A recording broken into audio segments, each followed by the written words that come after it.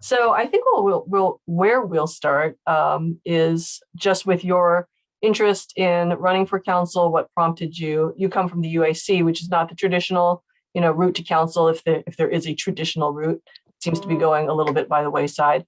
So I'm curious what has prompted your run, and being that you've been focused on utilities issues, what other issues have you been following? That the council's deliberated over the years that kind of inform your interest here. Yeah, no, that's a great question. As I tell people, I fell in love with city government while serving on the UAC.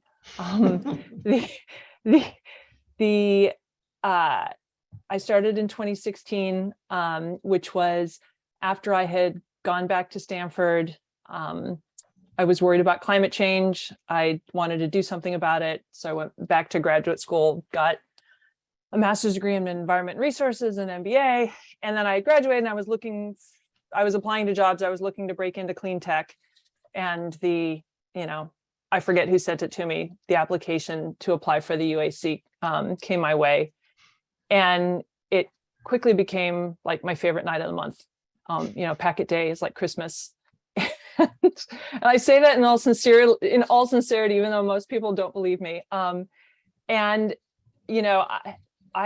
easily distracted person, but those 3 or 4 hours when we were having UAC meetings, I am wrapped. I really just enjoy having this front row seat at city government and watching the issues progress. And the thing is that I realized on the UAC is that in city government, you have the opportunity to have a much bigger impact on these issues that I care about than I would have at the clean tech companies that I was talking to at the time.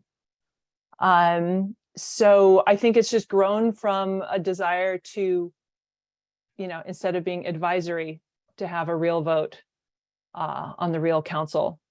And to grow beyond utilities issues, which run the gamut from keeping the lights on, keeping the water, like very operational things, to aspirational policy around climate change.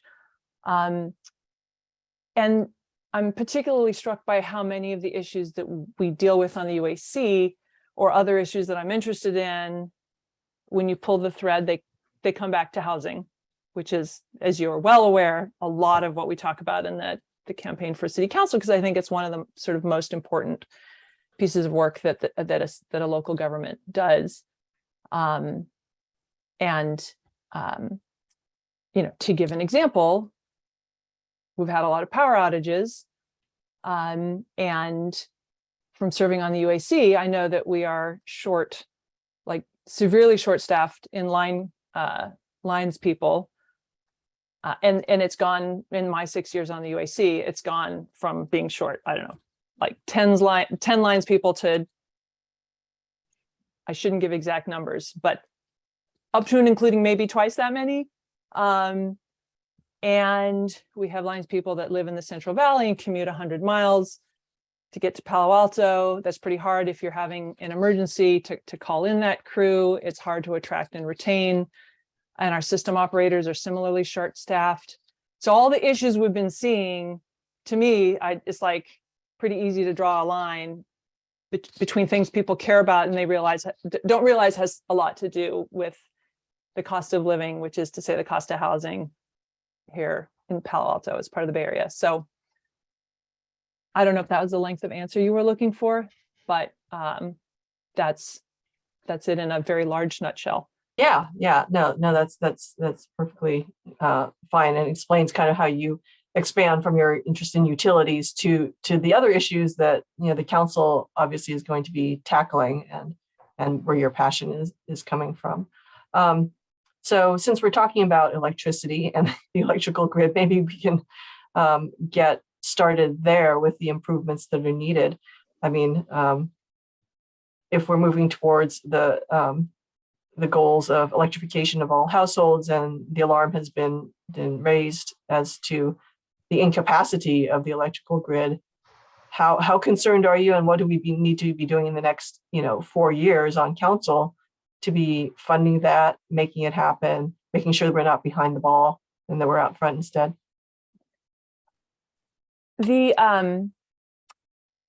I think that I'm really glad that this has bubbled to the top of everyone's awareness, the need to modernize our grid.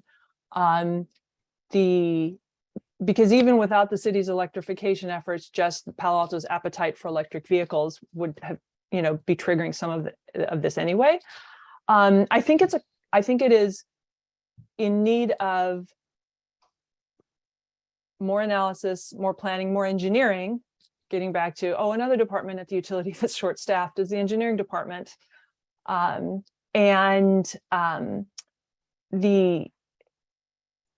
it's very easy to make doomsday scenarios, assuming that every house on the block installs a 50 amp charger and fully electrifies. I think the truth lies somewhere in between. Like, yes, it's good we have this issue raised now, because yes, we need to work on grid modernization, but I don't think it is going to play out like the worst case scenario. There's also a lot of education that needs to be happening around right-sizing electric vehicle chargers and right-sizing home appliances that we're encouraging. And there's always new technology. So I think that, the heat pump water heaters that hopefully people will be installing over the course of the next decade will be lower and lower wattage, and the same with air source heat pumps for space heating. So I think we can converge if we are really on it, which we need to be, modernizing the grid and identifying our needs realistically also as we go, and targeting those areas that are upgrading the fastest. So the grid's not about to fall apart on us. It sounds like in your view that we have a longer window to address it, and that there's things we can do. I think we need to be strategic about, as we deploy programs to encourage electrification, that we are, hand in hand doing the grid modernization. Mm-hmm. And I'm not saying it's going to be easy, but I think it can be done. Okay. We received a lot of questions when we went out to survey readers on what they want to know from the council candidates. We got a lot of questions about expressing resistance, basically, to giving up gas appliances. And I know a lot of what the council does is to take issues in which there is sort of impassioned feeling on both sides. People don't want to change, or people don't want to move in this direction. And I kind of want to ask you how you approach those situations, because I mean, obviously there's any number of issues that come up that either people who are immediately in the vicinity of a project are going to have some feelings, and then people in the broader community have kind of opposite feelings. But that's just so much a part of being a council member, is to bring people together and try to find resolution, even when not everyone's going to be happy.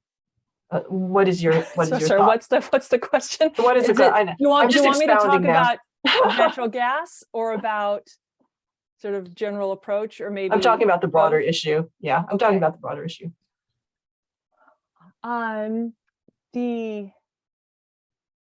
So as a general approach, being approached or being approachable, always being willing to listen. I think I talked about this in the forum, asking why several times, if we, to understand what's the root cause of somebody's, discomfort or opposition. And as best you can, or as best as I can, explaining where I'm coming from and being honest about, I found myself telling somebody just yesterday, I don't think I can give you the answer you want on this one. And, instead of trying to like play both sides and tell everybody what they want to hear. On natural gas in particular, I totally get it if people have, they just like their gas appliances, or they have recently made a significant financial investment in their gas appliances. And it's hard because the polar ice caps are melting, and not just Palo Alto, but a much, much broader swath of society needs to be taking huge steps like this. And so, I pivot from how can we support people in making this switch to make it as painless as possible, which I definitely think means financial incentives, subsidies, on-bill financing, installation assistance, removing friction at every step of the way. And hopefully, the power of Palo Alto being able to make this switch lies in the ability to pave a path, or not that we're the only city trying to do this, but together with some other sort of forward-thinking cities, to pave a path that is replicable by other cities, larger cities, and eventually state legislatures are able to say, hey, this is already happening in Palo Alto, and boom, boom, boom, and we can now do state legislation, and then it starts to have really true impact on, global carbon emissions, since California is the 5th largest economy in the world. So anyway, I strayed a bit from your question of what's the approach, but I think you have to be available. I think you have to be available. You have to listen. You have to ask questions, but you cannot make decisions by committee and by sort of like averaging out all the feedback you get from the community. Yes, you covered both the practical with the gas and the sort of more global philosophical. So thanks for that.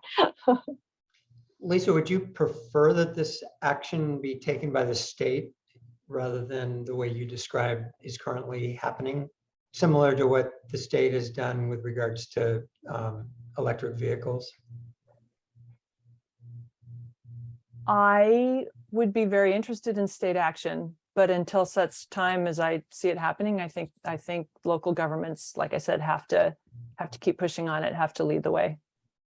And do you think that is going to need to take place just city by city as opposed to some sort of regional collective of cities? I think, like I just described, I think this, the cities are paying attention to what each other are doing. Mm-hmm. And if it makes sense, Palo Alto is unique in that we have our own mm-hmm. municipal utility. So, Menlo Park has to come at it from a different direction, and Berkeley has to come at it from a different direction. But the more coalitions we can form, the more collaboration, the better. Especially on a local level, things like the ecosystem of contractors who understand how to do installations, who understand the equipment, who have, in the case of a heat pump water heater, both an electrical and a plumbing contractor's license. The more we can help build the regional know-how, the better. Okay. So there was something on your website that caught my attention, and I just wanted to ask you about it a little bit more. You said you want to see Palo Alto be more affordable across many different categories. I think you said from sandwiches to haircuts. Yes. So I love that. I'm curious what specific steps you would take. What's that about? Yeah, if you're on the council to bring the price of, Ike sandwiches down a little bit. Right. Yeah, I've debated leaving that up there because I think some people have misinterpreted it as a command and control sandwich price fixing position, which it is very much not. No, it's just another way of getting at housing. I think, if you think about like why is my sandwich $18? To pick a real life example, and then you think about, well, here's this business that's trying to pay their employees a fair wage and a living wage and is having trouble recruiting and retaining their employees for their small business. And it sort of becomes one of those things that if they were to get it all and pay their extremely high rent. So if everything if they had enough staff and they were paying the staff enough to live like actually close by, the sandwich would be $50 instead of 18. I feel like we're at an economic disequilibrium here, which is not a good campaign word phrase. But and I remember this is pre-pandemic, but stories of the local barber shutting down, and I'm noticing these small businesses with affordable prices, our toy store and our Palo Alto Sport and Toy, or the University Art Shop, closing and going away. And I think it has a lot to do with the cost of living, ultimately, especially the direct connection with the ability to pay employees a living wage. So that's what I'm getting at when I'm talking about a sandwich or a haircut or a new roof. Same thing. A contractor, a roofing contractor. It's the same story. Is the actual workers driving in from the Central Valley and hard to pay a fair wage, and so. But you're using this as a provocative tool, right? I mean, you don't actually think you're going to successfully adopt policies that are going to reduce the cost of goods and services in Palo Alto. I think what a city council person can do is 4 years is to be trying to get to a place that we won't get to in just 4 years, but we can at least try to move strongly and quickly in the right direction towards digging our region out of its affordable housing hole. That's kind of how I see it. Right, which will slow the rising costs rather than reduce them, right? Are we right? Slow the rising costs. It's like, are you looking at slow the rate of rising housing costs? Are we looking at the first derivative or the second derivative? It's in either case, yes, the goal is I don't think I can make the $18 sandwich come down in price, but at least if I can keep it from turning into a $30 sandwich, then that's moving in the right direction. So we're on the topic of housing now, so let's go with that. When you say that the multifamily and BMR housing policies need to be reimagined, I'd like to ask what is not working policy-wise today? And then the obvious question, what needs to be done about it? It's interesting. I've become a big fan of the area plan as a tool that I think we should be making much more use of.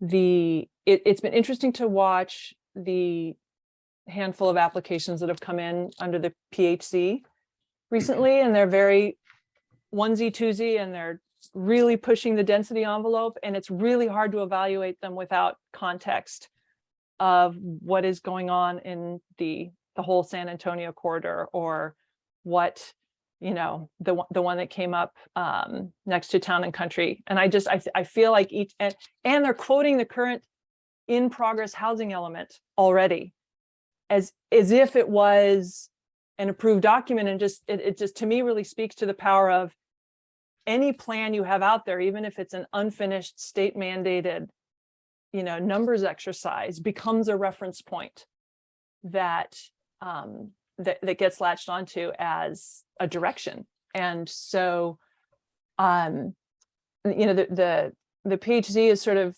letting developers bring ideas for council to respond to. I would much rather have a specific area plan that spells it all out, and that is predictable, and that is agreed upon up front, and that makes sense for an area, not all of town, but area by area, that lets Palo Alto really be in control of, here's our vision for this area. I don't have a better word for it. And so that we can then be full speed ahead on trying to visualize this reason. And as I talked about, in the forum, then we also get to specify not just density and affordability, but also make sure we get amenities that people need, and to me are the thing that are, make Palo Alto Palo Alto. So you're seeing area plans as being the tool to both get more housing, denser, taller, as well as amenities. When you first started talking, I was thinking that you were talking about quality of life, really, to have area plans, as opposed to we need area plans so that we can build more housing or more affordable housing. You know what I'm saying? I don't take it as an either or. I think I think it's yes.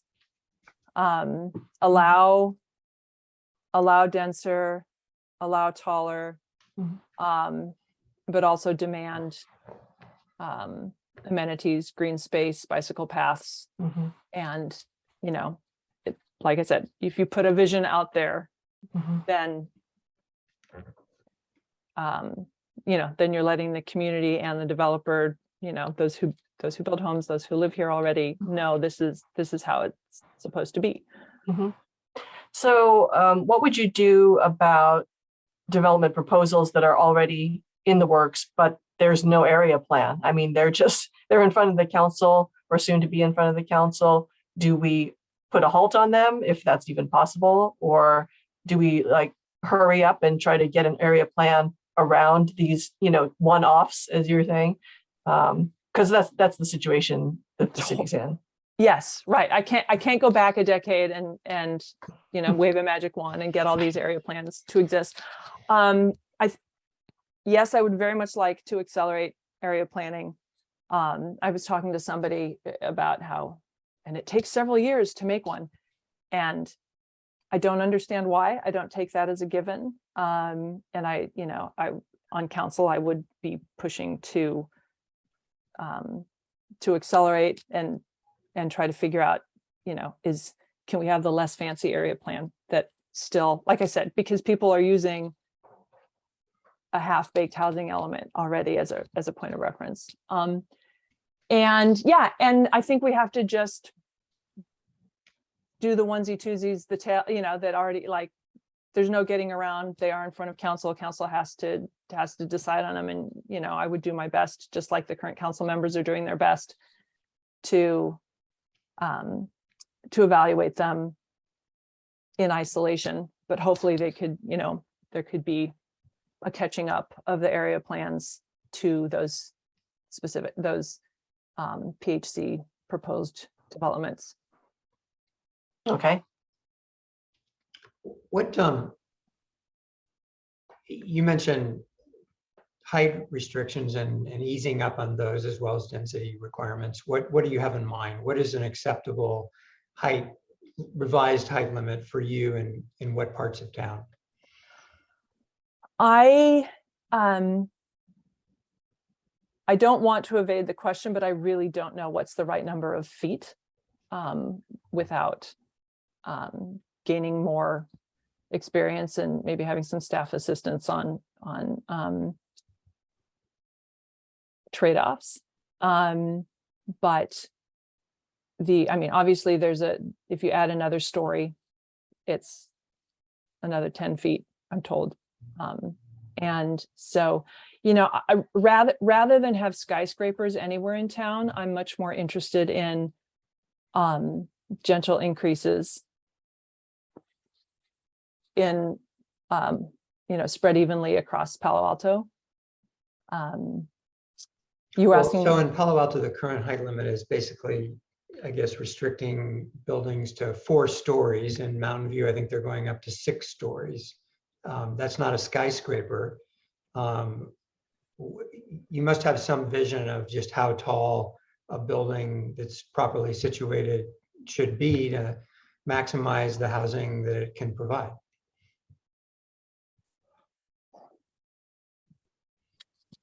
Five or 6 stories, not 10. Okay. I think that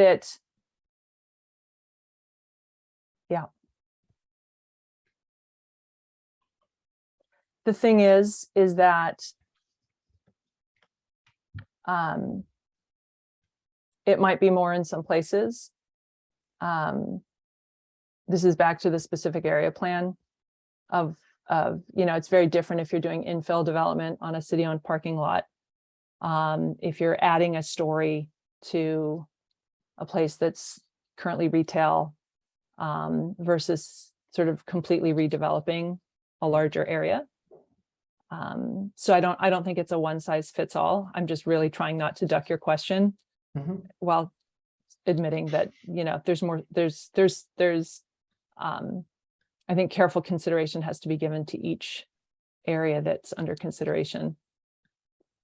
Well, is it safe to say that you would consider going above 6 stories, but only under certain circumstances, or is that the limit for you, 6 stories? I would consider it. And for a place like the Stanford Research Park, is that a place potentially for taller buildings, taller housing units? I don't know what the number of stories are in the graduate student housing at Stanford, but it's certainly a lot more than 6. Yeah. The Stanford Research Park is a very interesting area if we're allowed to fantasize about just it just being completely redeveloped. Yeah, and I think go ahead. And I think that the obvious trade-off is when you build taller, then and the footprint is smaller, then you have more green space. And so I'm open to it in a place where you're getting to start from scratch like that. Okay. One of the things you said at our forum was that we may need to build more offices in order to meet our housing growth goals. Can you expand on that? And are you saying that from a financial standpoint for the developer, and isn't that tied into density and height as well? So in other words, the higher you go, the less important commercial development might be in a new project. So just speak to this question of no one else seemed to think that commercial development is what this city needs right now. Right. But you hedged on that. I hedged on it.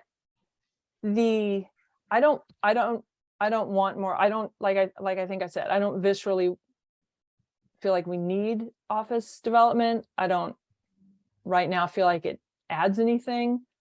And I just don't know enough about the potentially subtle interplay between adding a little bit of office space and getting potentially getting a ton of housing in return.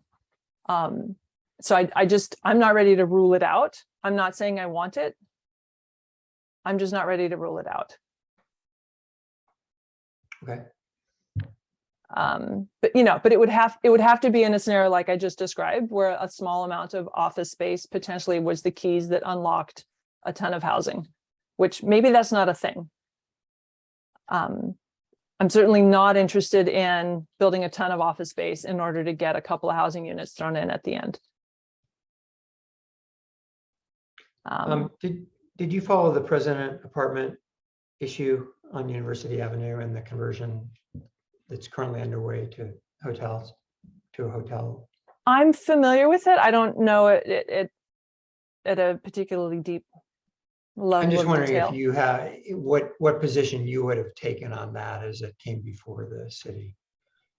Sorry, I can't speak to that. I don't remember it well enough. Okay. Can I ask a quick follow-up question just about area plans? Given the staff capacity issues, which area plan would you prioritize? Because we've heard them referenced relating to San Antonio, relating to downtown, relating to El Camino.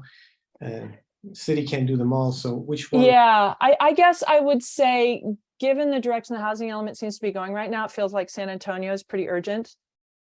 I would like to see one for downtown and the transit area, and a bunch of other areas as well. But if I had to pick a place to start, it would be San Antonio.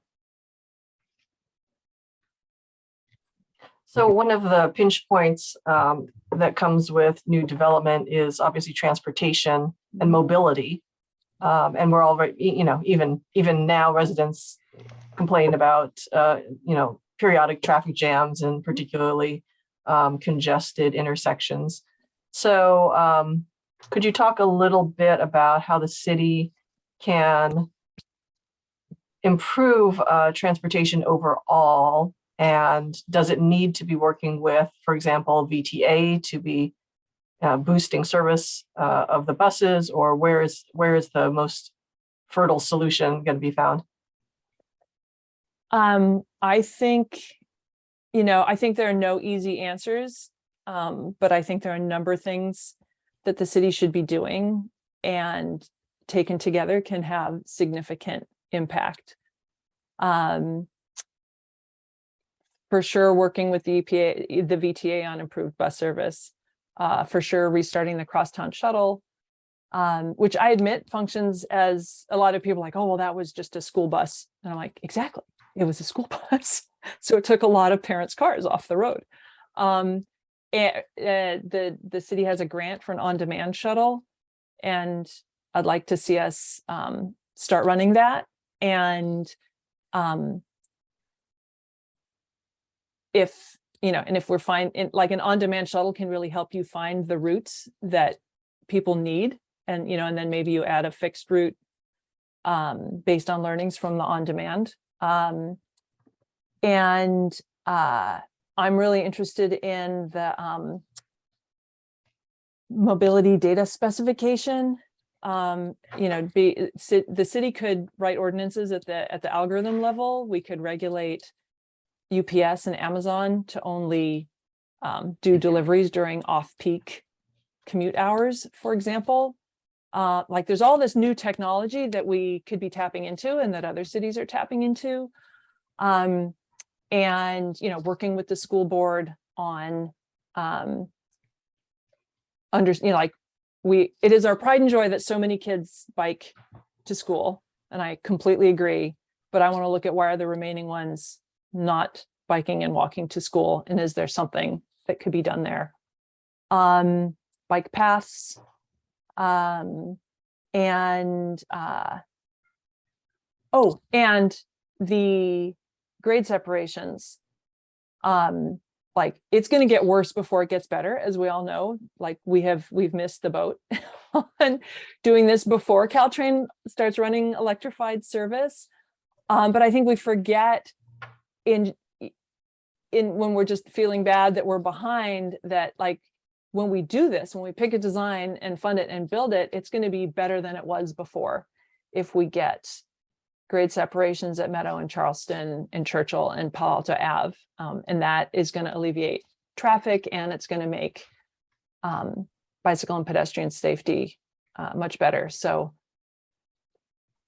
yeah, like I said, there's like lots of things, but I think if we do them all, we can actually, keep a pretty good situation with respect to traffic.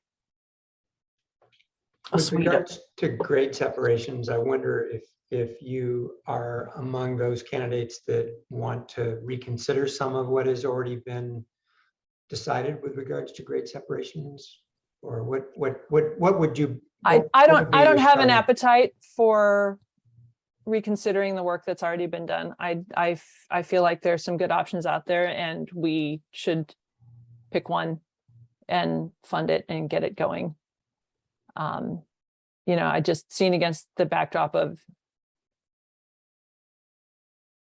of doing nothing. Even the designs I don't like as much are better than starting another multi-year process to see if we can come up with a slightly different flavor of. And the Churchill crossing, are you committed to finding a way to keep that open? I favor the designs that allow access for cars. Yes. Okay. I have a question about Cal Ave. You and most of your opponents all were enthusiastic supporters of closing California Avenue. If that's reflecting the views of the community and the businesses, I'm wondering what the next step is. When you're elected, is that something that will happen? And it seems to me probably not a lot of study needs to take place for that, since we've had 2 years of study. So I'm wondering how quick to shovel ready would be the closure of Cal Ave permanently? Sorry, I'm not completely sure I understand the question. How quick wondering- to shovel ready?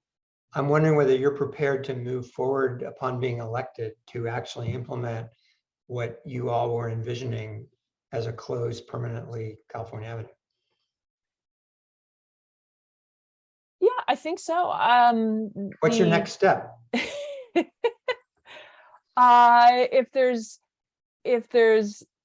If there isn't a process already in place, I think it starts with a colleague's memo. Since if we're all saying the same thing, it shouldn't be hard to find a couple co-authors to get it on the agenda and to ask staff to, prepare a couple alternatives or a proposal or something that City Council can act on. And you'd support that? To the extent we've described it at this point, yes. Okay. I think people want it. I think it's, and not everybody, but many people want it, and it could be a really nice addition to that area. Mm-hmm. Have you talked to business owners on California Avenue about it? No. Okay. And if I recall in the forum,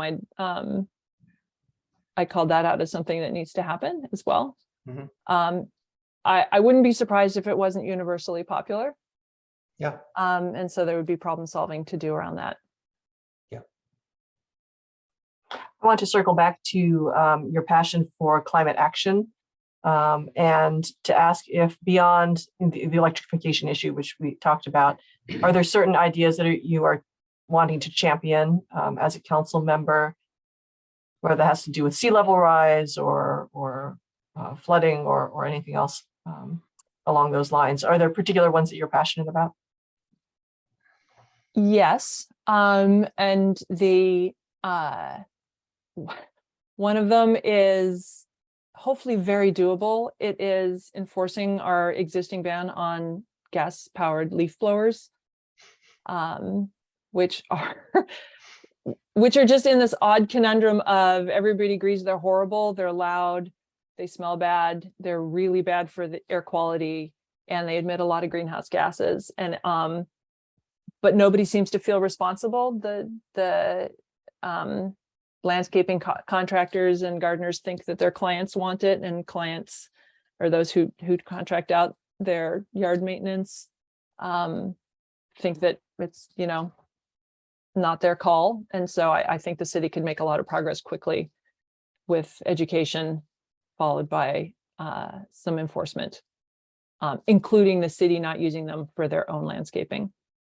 And then the electrification for sure is part of it.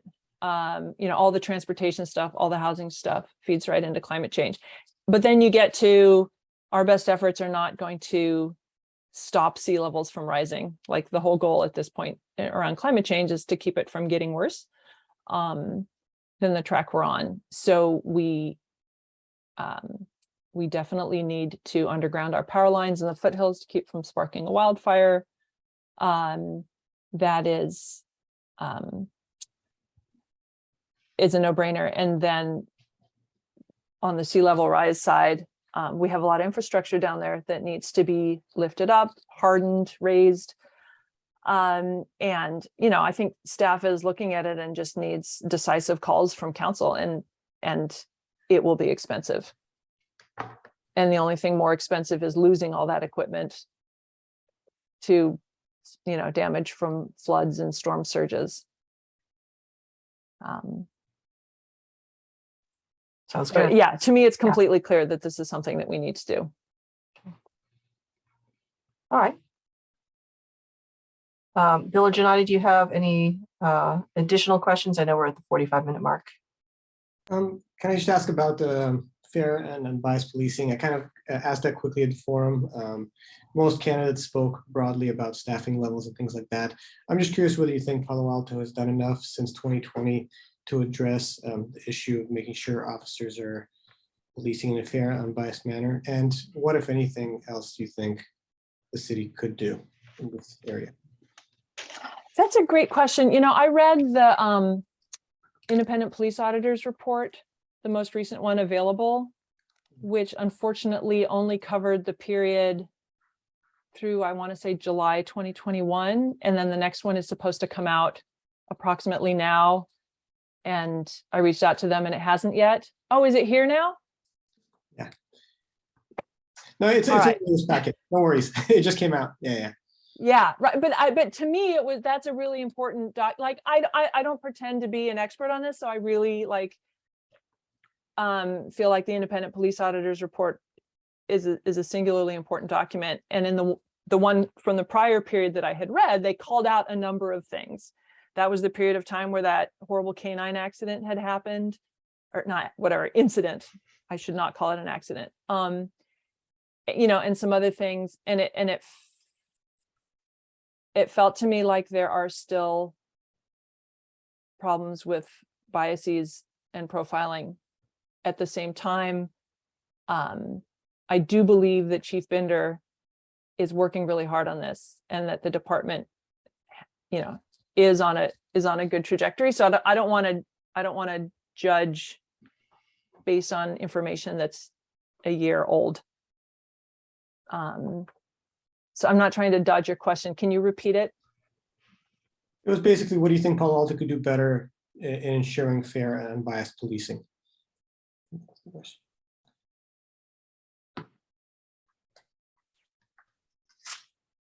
I think that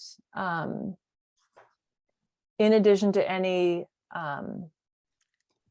policies that are adopted, and in addition to really great leadership, we need to make sure that we have a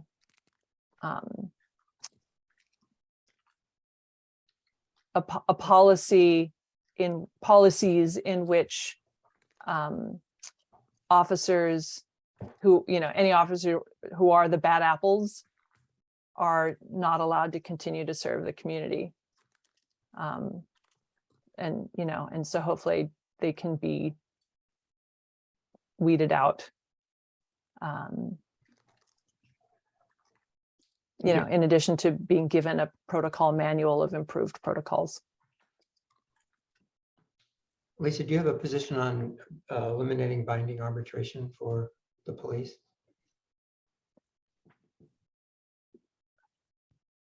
I'm going to go with no, because I don't know the specifics of that with respect to the police department. I'm not a fan of agreements up front that, yeah, I'm going to stop talking. I don't know. This has been a major impediment to removing officers because the disciplinary process is subject to binding arbitration, which almost always goes in favor of the officer, just the way it's kind of a rigged system, and at least in my opinion. Gotcha. And so one of the major police reforms that some communities are implementing, if they already got stuck with binding arbitration, is to get rid of it. It's subject to union negotiations with the police union. The contract is up now, essentially. They're negotiating a new contract now. So it's a very relevant topic right now. Thank you for the little educational item there. No, seriously, I was going to start talking about, like, a lot of this has to do with contract negotiations with the union. And, you know, I support fair pay for police officers. I support good working conditions for police officers. I don't support the right to keep a job when you are abusing your position. Yeah. So. Great, thank you. Adam, did you want to ask any questions before we wrap up? Yeah, I'll ask my standard question. Now, coming in here as the leader of Embarcadero Media, I just wanted to see if you had any input for us in terms of the weekly, in particular, in Palo Alto Online, about what we could do to serve the community better, and how you think we do, covering city affairs, and sort of as a citizen, what you would like to see more from us, how we could be more useful and meaningful to you. Thank you for the opportunity.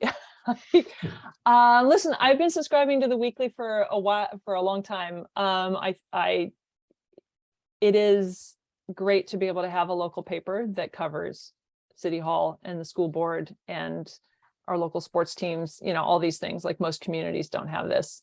I don't know that I've any great suggestions about what to cover. I will leave you this though. In the comments on Palo Alto Online, I really hate that people can post anonymously, and I strongly urge you to get rid of that. People should own what they're saying. And yeah, I think it's a real shame that the Weekly lets trolls lurk and just give grumpy commentary hiding behind anonymous handles. Okay, that's very helpful. It's a tough issue, complicated issue, but definitely appreciate that. I have one final question, and pardon me for leaving it to the end here. It wasn't intentional, but it's a political question. I understand you had a coffee with Vicki Vinker and Julie Lithcott-Ames, and I'm wondering whether the three of you are aligned in this campaign in some way, whether that was just coincidental or what? We were all three invited by the hosts, Larry Klein and Allison Cormack, as the three candidates that they support. And I was happy to attend the event and have the opportunity to speak to supporters. I have a lot of respect for all the candidates in this race. And I'm, you know, ready and willing to serve with whoever is elected. I will admit, I really like Vicki and I really like Julie.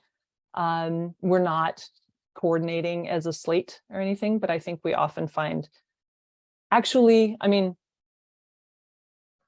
we often find that we are invited to the same things. I'm also invited to other things with not exactly that grouping. So there's some variety out there. Great, thanks for answering that. And you know, there's a history of controversy around slates in this community for city council races, and I just wanted to just give you the chance to explain that and whether there was some sort of a alignment of sorts with those two in particular.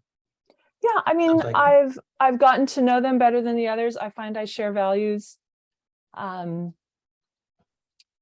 So, you know, but there's nothing official. Yeah, great. Thank you. Lisa, we've really appreciated your time and today to engage with us a little bit deeper. So thank you so much for that, and good luck with the rest of your campaign. Thank you so much. Appreciate the opportunity to speak with all of you. Yes, thank you, Lisa. Nice to meet you. All right. Take care. Bye-bye.